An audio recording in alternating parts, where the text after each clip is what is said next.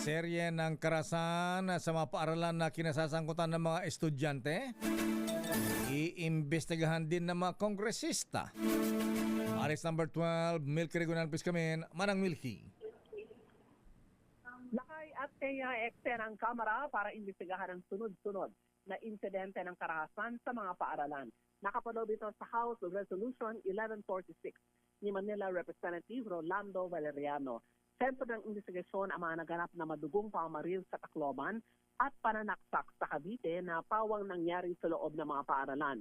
Ayon kay Valeriano, matagal ng issue ang problema sa seguridad sa mga campus, kakulangan ng security personnel at maging kawalan ng psychologist para makonsulta sa mental health ng mga mag-aaral. Hindi rin pinalagpas ni Valeriano ang kakulangan ng Department of Education at dapat magpaliwanag ang DepEd Tacloban dahil sa mga nakalipas na buwan, may mga nare-report din mga school-related violence.